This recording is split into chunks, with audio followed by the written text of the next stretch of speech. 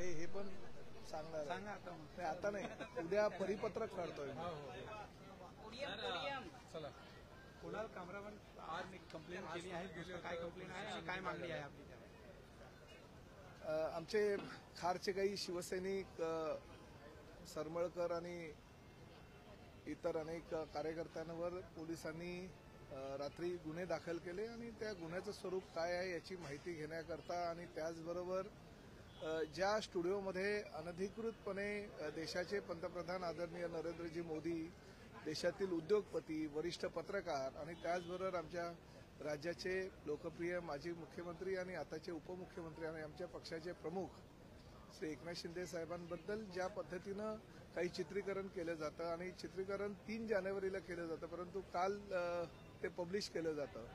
याच्यामध्ये काय राजकारण आहे याची सखोल चौकशी पोलिसांनी करावी अशी विनंती करायला, अशी सूचना करायला मी पोलीस स्टेशनला गेलो होतो. आणि त्याचबरोबर मुंबई महापालिकेचे आयुक्त भूषण गगरानी यांना सुद्धा मी सूचना केलेल्या आहेत की अशा पद्धतीनं खारसारख्या भागामध्ये जर कुठल्याही एखाद्या स्टुडिओमध्ये देशाच्या पंतप्रधानांविषयी किंवा देशाच्या अन्य लोकप्रिय व्यक्तींविषयी काही चित्रीकरण केलं जात असेल आणि ते पूर्ण स्टुडिओ जर अनधिकृत असेल तर त्याच्यावर सुद्धा कारवाई करायला हवी या मताचा मी आहे. आणि त्या माध्यमातून त्यांना सूचना केलेल्या आहेत. तर मुंबई महापालिकेच्या आयुक्तांनी ताबडतोब आजच्या आजच त्यावर कारवाई करण्याची जी सूचना आहे संबंधित सर्व अधिकाऱ्यांना दिलेली आणि त्या पद्धतीने आज ती कारवाई होईल.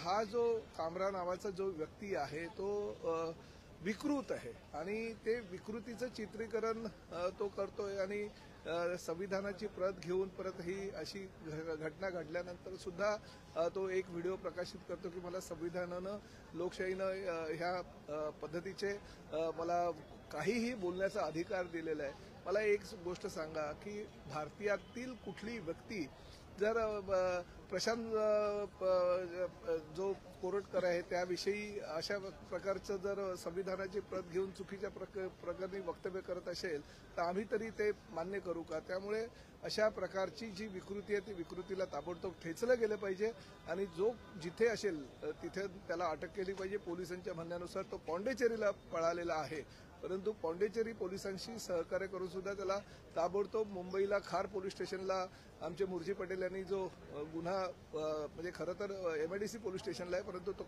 खार पोलीस स्टेशनला वर्ग करण्यात आला आहे, तर ताबडतोब त्याला अटक करावी अशी मागणी मी ह्या पक्षाचा मंत्री म्हणून किंवा पक्षाचा पदाधिकारी म्हणून पोलिसांना केलेली आहे. तोडफोड करण्यात आली आहे. विरोधकांचं असं म्हणणं आहे की सत्ताधारी पक्षाची लोकच अशा पद्धतीनं जर कायदा हातात घेत असेल तर त्यांना कुठल्याही तोडफोडीचं समर्थन आम्ही करणार नाही, किंबहुना ते अयोग्यच आहे असं माझं मत आहे. परंतु शेवटी ही विकृती आहे.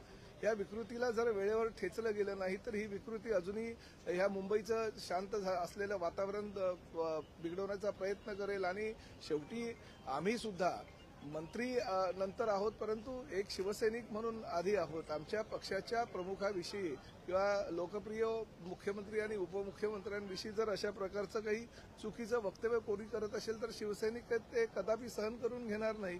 पोलिसांनी पोलिसांचं काम केलं आहे, त्यांच्यावर गुन्हे दाखल केलेले आहेत, त्यांना न्यायालय जी काही शिक्षा देईल ती शिक्षा ते भोगतील. परंतु शेवटी हा जो कुणाल कामरा नावाची एक विकृती ह्या देशामध्ये अराजक माजवण्याचा प्रयत्न करते आणि शांततेचं वातावरण बिघडवण्याचा प्रयत्न करते, त्यामुळे याच्यावर देशद्रोहासारखा गुन्हा दाखल करून त्याला तात्काळ अटक करावी अशी मागणी सुद्धा मी करतो. पोलिसांनी गुन्ह्यामध्ये प्रामुख्याने म्हटलेलं आहे की ड्युटीवरील पोलिसांना देखील धक्काबुक्की करण्यात आली. त्यांचं देखील मी पोलीस स्टेशनला गेल्यानंतर ते जी 427 नावाचं कलम त्यांनी त्यामध्ये टाकलेलं आहे आणि त्याच्याविषयी सुद्धा मी विचारणा केली असता पोलिसांनी असं सांगितलं ते 427 मध्ये अनेक कलम आहे, त्यामध्ये हे एक कलम आहे.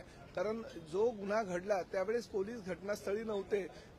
जे काही तोडफोड करणारे काही शिवसैनिक होते ते बाहेर आल्यानंतर ते स्वतःहून पोलिसांच्या स्वाधीन झाले. त्यामुळे अशा प्रकारचं कुठले शस्त्र घेऊन कुठला झेंडा घेऊन शिवसैनिक गेले नव्हते. पोलिसांशी काही बाचाबाची झाली नाही किंवा काही नाही. 427 नावाचं जे नवीन कलम आहे त्या कलमामध्ये इतर जी काही अ, ब, क, ड ही काही कलमं येतात त्यानुसार ते एक कलम आहे. त्यामुळे पोलिसांशी हुज्जत किंवा बाचाबाची आमच्या कुठल्याही शिवसैनिकांनी केली नाही हे त्या ठिकाणी सिद्ध झालेलं आहे. शिवसेना का गुंडा